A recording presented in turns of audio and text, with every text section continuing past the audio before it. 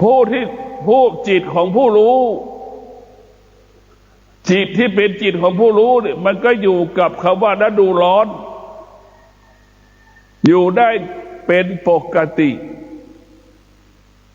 ไม่เกิดอาการไม่สำแดงอาการใดๆทั้งสิ้นจิตผู้รู้จัดการชีวิตตัวเองได้จัดการกายของตนเองได้จิตของผู้รู้จะจัดการบริหารกายของตัวเองได้กายมันสัมผัสกับความร้อนมันก็จะไปอาบน้ำอย่างเงี้ยเอาผ้าชุบน้ำมาเช็ดตัวมันก็บรรเทาอาการความร้อนแล้วก็จิตของผู้รู้มันก็เข้าใจว่าความร้อนเนี่ยร้อนไม่กี่ชั่วโมงตั้งแต่5 โมงเย็นมาถึง3 ทุ่มเนี่ยมันก็ร้อนสุดๆล่ะหลัง3 ทุ่มมันก็ทุเลาเบาบางลงอย่างเงี้ยมันก็เข้าใจเพราะถ้าจิตของผู้รู้จะเป็นผู้จัดการบริหารกายตัวเองไปอยู่ที่โล่งไปอยู่ที่แจ้งมันอาการมันจะได้เรียกว่าอากาศมันจะได้สบายมันจะไม่ร้อนจะไม่อบไม่อ้าวนี่แหละจิตของผู้ไม่รู้มันก็เหมือนหนูอยู่ในรูนั่นแหละเหมือนสัตว์อยู่ในรูนั่นแหละพวกเราทั้งหลายเราพิจารณาดูสัตว์อยู่ในรูเราอยู่ในบ้านมันก็เหมือนสัตว์อยู่ในรูแหละฤดูร้อนมันก็อยู่ได้ฤดูหนาวมันก็อยู่ได้ฤดูฝนมันก็อยู่ได้เช่นเดียวกันจิตของเราถ้าจิตของเรามันเป็นผู้รู้เนี่ยมันจะเหมือนหนูเหมือนสัตว์ที่อยู่ในรูเนี่ยมันจะรู้โดยธรรมชาติของมันโดยไม่ต้องฝึกแต่เราเป็นคนเราฝึกจิตให้มันรู้เรื่องธรรมชาติแต่เรากลับไม่รู้ธรรมชาติเรากลับปฏิเสธธรรมชาติแต่สัตว์มันไม่ได้ฝึกฝนอบรมแต่สัตว์มันเป็นรู้โดยธรรมชาติของมันร้อนมันก็อยู่ได้หนาวมันก็อยู่ได้ฝนตกมันก็อยู่ได้ดังนกทั้งหลายที่อยู่ฝนตกมันก็อยู่กลางฝนตกได้แล้วดูร้อนหนูทั้งหลายสัตว์ทั้งหลายก็อยู่ในรูได้พวกเราก็ต้องพิจารณาระหว่างรู้โดยธรรมชาติเช่นสัตว์เนี่ยมันจะรู้โดยธรรมชาติของมันจิตของสัตว์มันเป็นจิตที่รู้ด้วยธรรมชาติเหมือนควายที่มันเกิดลูกออกมาเนี่ยแม่ควายก็ไม่ได้บอกให้ลูกว่านมมาอยู่ตรงไหนเหตุใดลูกของควายเกิดมาแล้วจึงหานมเจอล่ะเกิดมาแล้วรู้ยังไงว่าต้องดื่มนมแม่มันเกิดไปแล้วรู้ได้ไงว่าลูกควายนมแม่มาอยู่ตรงไหนล่ะนี่เราต้องพิจารณาดูนั่นคือธรรมชาติของควายเนี่ยกับธรรมชาติของมนุษย์มันแตกต่างกันแล้วมันก็รู้เลยว่ามนุษย์กับสัตว์เนี่ยคนที่รู้ธรรมชาติได้ดีที่สุดก็คือสัตว์มากกว่าการเป็นมนุษย์ไม่รู้ธรรมชาติจริงๆมนุษย์จะเป็นผู้ที่ได้รู้เรื่องธรรมชาติดีกว่าสัตว์แต่เราพิจารณาดูแล้วเวลานี้สัตว์มันรู้ธรรมชาติดีกว่ามนุษย์ดังที่ได้กล่าวว่าลูกควาย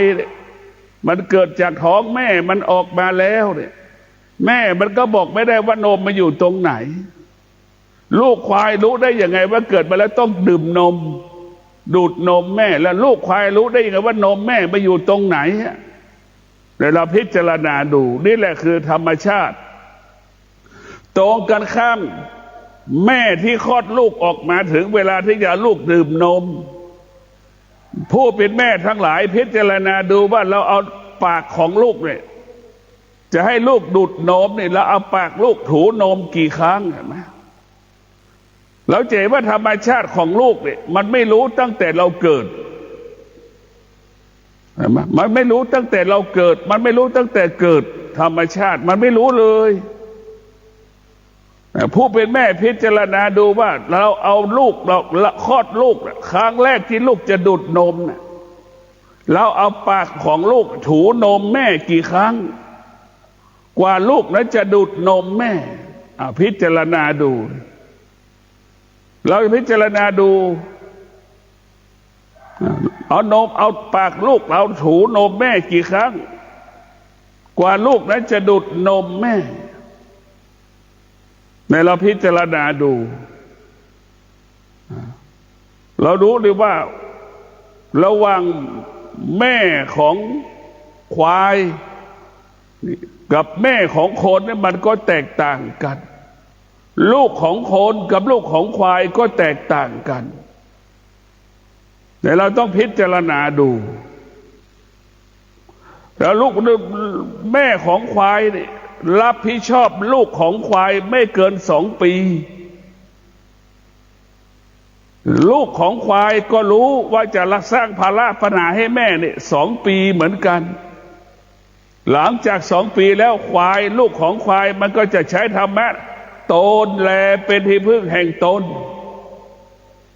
แต่ลูกของควายไม่สร้างภาระให้พ่อให้แม่ควายเลยตอนที่มันคลอดลูกมาเกิน2 ปีเห็นไหมเราพิจารณาดูแต่ตรงข้ามกับลูกของคนลูกของคนอายุ40ยังขอเงินแม่ใช้อยู่เห็นไหมสร้างภาระไม่ละเอานึกดูกันแล้วกันจะแต่งงานยังไม่มีเงินแต่งงานต้องให้แม่หาเงินแต่งงานอีกเห็นไหมนี่แหละคือคนเรานึกดูนี่มันต่างกันยังไงลูกคนกับลูกควายคนที่สร้างภาระตั้งแต่เราเกิดแต่ควายนั้นไม่ได้สร้างภาระให้ลูกให้แม่มันเลยตั้งแต่มันเกิดพอมันเกิดจากท้องแม่แล้วมันก็พยายามเดินได้ตัวเองพยายามทำได้ตัวละเองเรียกว่าตนแลเป็นที่พึ่งแห่งตนนั่นแหละพวกเราทั้งหลายพิจารณาดูสัตว์มันยังคงความเป็นสัตว์เสมอแต่มนุษย์นี่แหละเดี๋ยวเรียกว่ามนุษย์นั่นแหละหรือคนนี่แหละแปลสภาพกลายเป็นสัตว์ทุกวันเช่นมีแม่คลอดลูกแล้วแม่ไม่เลี้ยงลูกเอาแม่ไปทิ้งแม่ก็เป็นสัตว์แล้วลูกมีแม่แล้วไม่เลี้ยงแม่ลูกนั้นก็หัวใจเป็นสัตว์แล้วร่างเป็นคนแต่จิตเป็นสัตว์พวกเราทั้งหลายร่างเป็นคนจิตเป็นสัตว์ควายมันร่างเป็นควายแต่จิตมันเป็นคนมันไม่เคยรบกวนแม่มาเลยลูกควายเห็นไหม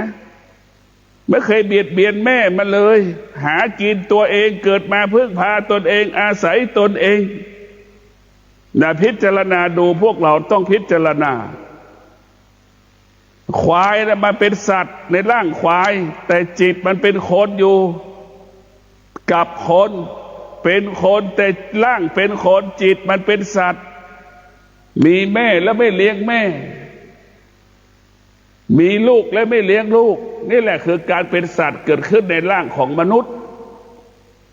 มันทวีคูณเพิ่มขึ้นทุกปีสถานที่สงเคราะห์รับเลี้ยงเด็กทั่วประเทศไทยได้มีจำนวนมากสถานที่รับเลี้ยงคนแก่ก็มีจำนวนมากไม่ว่าของรัฐบาลและเอกชนนี่แหละพวกเราทั้งหลาย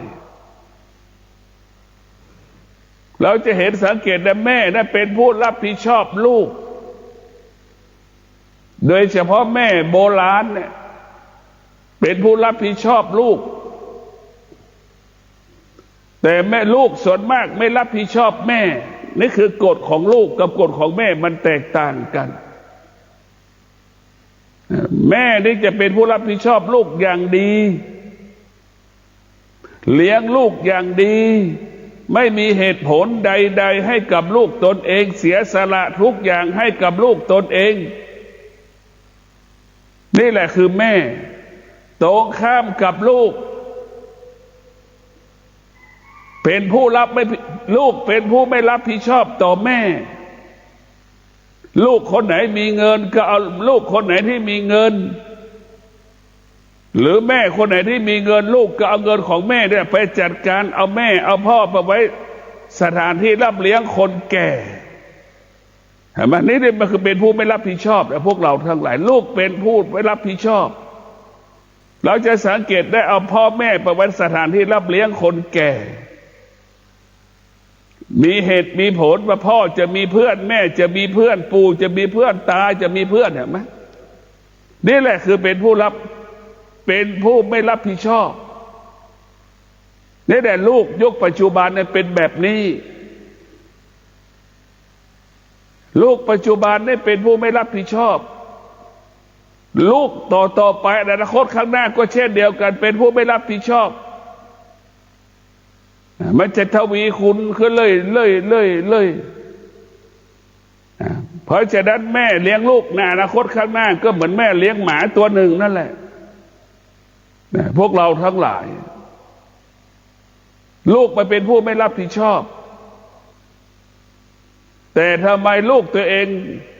เลี้ยงดูภรรยาตัวเองอย่างดีเลี้ยงดูสามีตัวเองอย่างดีล่ะเราต้องพิจารณาดูทำไมลูกถึงมีเวลาให้พ่อให้แม่ตนเองล่ะหรือทำไมมีเวลาให้สามีตนเองภรรยาตนเองล่ะแต่ทำไมเราไม่มีเวลาให้พ่อให้แม่ล่ะ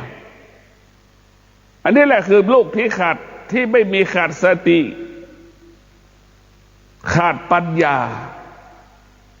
เห็นไหมเห็นแต่ไม่เรียกว่าเห็นกงจักรเป็นดอกบัวนะนี่แหละเห็นผัวดีกว่าพ่อแม่ตัวเองเห็นเมียดีกว่าพ่อแม่ตนเองนี่แหละคือลูกที่เห็นกงจักรเป็นดอกบัวเห็นผิดเป็นถูกอย่างนี้แหละลูกหัวใจลูกที่มีอวิชชาก็จะเห็นสิ่งเหล่านี้ทำไมเราไม่มีเวลาให้แม่ให้พ่อไม่มีเวลาเลี้ยงพ่อเลี้ยงแม่ล่ะแต่พวกเราทั้งหลายก็อ้างสารพัดอ้างว่าทำงานหนัก ทำงานหนักเนี่ยมีข้ออ้างมีข้อแก้ตัวว่าเราทำงานหนักไม่มีเวลาแต่ถ้าแม่มีข้ออ้างมีข้อแก้ตัวอย่างนี้เนี่ยลูกทั้งหลายมันจะตายมันจะพิการไปถ้าครึ่งโลกถ้าแม่มีข้ออ้างข้อแก้ตัวแม่มีสติแม่จึงเป็นผู้รับผิดชอบลูกแม่มีสติแม่จึงไม่มีเหตุผลในการเลี้ยงลูกเห็นไหมลูกจะมีเงินก็ไม่มีเหตุผลจะหามาให้ลูกให้ได้ลูกจะเจ็บป่วยก็ไปหาหมอให้ได้พาลูกไปหาหมอให้ได้แต่ลูกขาดสติลูกไม่มีสติลูกจึงมีเหตุมีผลมีข้ออ้างมีข้อแก้ตัวว่างานมันมากไม่มีเวลาทำงานมันหนักอ้างแบบนี้แหละแต่เสวยสุขอยู่กับผัวตัวเองเมียตัวเองเห็นไหมอันนี้แหละบรรยุติธรรมมันถูกต้องไหมพวกเราต้องพิจารณาในจิตของเราในสกรรมที่สุดสติเรียกว่ามนุษย์เนี่ยมันจะแปลสภาพเป็นสัตว์ทุกทวีคูณขึ้นเรื่อยถ้ามนุษย์ไม่มีธรรมะเนี่ยมนุษย์ก็จะใช้การศึกษาพัฒนาชีวิตใช้เงินมาแก้ปัญหาให้กับชีวิตมนุษย์ที่มีธรรมะจะใช้ธรรมะมาพัฒนาชีวิตแก้ปัญหาชีวิตเข้าใจว่าแก่เป็นปกติเจ็บเป็นปกติตายเป็นปกติอย่างเงี้ยสัตว์มันก็ตายมันก็แก่มันก็เจ็บมนุษย์มันก็แก่มันก็เจ็บมันก็ตายอย่างนี้มันจะเข้าใจเสมอเข้าใจความจริงเสมอเหมือนกันหมดมนุษย์ที่มีสติจะเข้าใจความจริงเข้าถึงความจริงดังแม่จำนวนมากเลี้ยงลูกประสบความสำเร็จเพราะแม่อยู่กับความเป็นจริง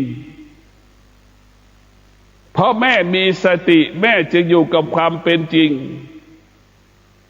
ลูกจำนวนมากไม่ประสบความสำเร็จมีเหตุมีผลมีข้ออ้างมีข้อแก้ตัวเพราะขาดสติมันจึงมีเหตุมีผลมีข้ออ้างมีข้อแก้ตัว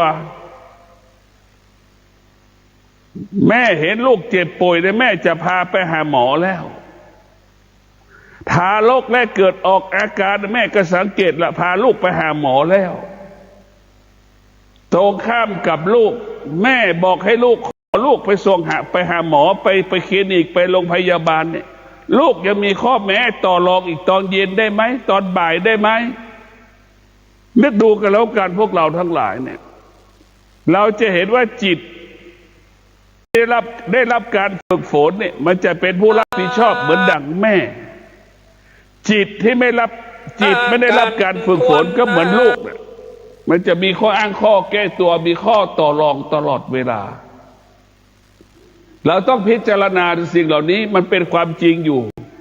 แต่พวกเราทั้งหลายมีความจริงบ้านทุกหลังเนี่ยมีลูกอยู่จำนวน2 คน3 คนทุกครอบครัวมีประมาณเนี่ยไม่เกิน3 คน2 คนเราพิจารณาดูแม่สามารถเลี้ยงลูกได้แต่ลูกทั้ง3 คนเนี่ยไม่สามารถรับภาระเลี้ยงพ่อแม่ได้ดีเท่ากับพ่อแม่เลี้ยงลูกนะถ้าเป็นธุรกิจเนี่ยแม่เลี้ยงลูกได้ขาดทุนนะนึกดูกันแล้วกันนะแม่เลี้ยงลูกแล้วขาดทุนนะพวกเราพิจารณาดูลูกไม่ตอบสนองแต่ลูกเกิดมาแล้วได้กำไรเห็นไหมลูกทุกคนเกิดมาแล้วได้กำไรได้กลับได้แม่เป็นผู้ให้ตลอดชีวิตเราจะต้องดูพิจารณาวันหนึ่งเราเป็นแม่วันหนึ่งเราเป็นพ่อเราก็เป็นสภาพดังพ่อแม่ของเราเป็นผู้รับผิดชอบลูกของเราอีกใช่ไหมนี่แหละพวกเราทั้งหลายต้องพิจารณาเพราะฉะนั้นเราเกิดมาเป็นมนุษย์เราต้องรู้เรื่องความจริงแต่รู้ความจริงอยู่กับความเป็นจริงชีวิตเราอยู่ได้เพราะความจริงเท่านั้นถ้าชีวิตเราไม่มีความจริงปราศจากความจริงอยู่ไหนก็ไม่ได้ความจริงอยู่ที่กายกับจิตความสงบมันเกิดขึ้นที่กายกับจิตความสุขมันเกิดขึ้นที่กายกับจิตนี่คือความจริงความสุขความสงบไม่ได้เกิดขึ้นที่นู่นไม่ได้เกิดขึ้นที่นี่ไม่ได้เกิดขึ้นภูเขาลูกนั้นไม่ได้เกิดกับแม่น้ำลูกนี้แม่น้ำเส้นนี้น้ำสายนี้สุขมันไม่ได้เกิดจากการว่ามีทรัพย์มีสมบัติมันไม่มีมันไม่ใช่ทุกข์ก็ไม่ได้เกิดจากการขาดไม่มีทรัพย์ไม่มีสมบัติมันก็ไม่ใช่พวกเราทั้งหลายนี่เราขาดสติขาดปัญญาเนี่ยเราจะอยู่กับความไม่เป็นจริงไม่ได้อยู่กับความจริงไม่ได้อยู่กับความไม่เป็นจริงก็ไม่ได้เนี่ยย้ายแล้วย้ายอีกย้ายที่อยู่ออกจากงานออกจากบริษัทต่างๆนึกดูดิเนี่ยเราจะไปจบตรงไหนถ้าเราตามใจตนเองเนี่ยจิตที่มันขาดสติเนี่ยมันจะมีตัวมีตนอยู่ไหนได้ไม่นานตั้งใจจะมาอยู่เนี่ยมันไม่ได้สมปรารถนาที่จะต้องอยู่ได้เลยเราจะอยู่ที่ไหนเราต้องมีสัจจะมีสติสัจจะกับสติเนี่ยจะทำให้เราอยู่ไหนได้นานถ้ามีสัจจะสติเราจะต้องบังคับตนเองเนี่ยธรรมะมันจะบังคับเราให้มีสติสัจจะเมื่อมีสติมีสัจจะมันจะอยู่อย่างเงี้ย15 วันอย่างนี้ไม่อาบน้ำ15 วันไม่ออกห้อง15 วันนี่คือสติสัจจะมันจะให้เราอยู่ในห้อง15 วันไม่คุยกับใครไม่พูดกับใครอยู่ในห้อง15 วันจะไม่อาบน้ำ15 วันอย่างเงี้ยดูนี่มันจะเหม็นขนาดไหนร่างกายเรามันเป็นอย่างไรเราจะไม่แปรงฟันดูนี่มันจะเป็นยังไงเนี่ยเราจะเห็นกายของตนเองเนี่ยเราไปหลงฟันหลงปากหลงเขี้ยวตัวเองนะไปปรุงแต่ง ที่ท่านได้รับฟังจบลงไปแล้วนั้นเป็นรายการทางสายเอกดำเนินรายการโดยพระประชานาถมุนีเจ้าคณะอำเภอกัลยาณิวัฒนาเจ้าอาวาสวัดดอนจันทร์ตำบลทัตตารามอำเภอเมืองเชียงใหม่จังหวัดเชียงใหม่เชิญท่านติดตามศึกษาธรรมะการปฏิบัติธรรมได้ข่าวครั้งต่อไปสำหรับวันนี้สวัสดีครับ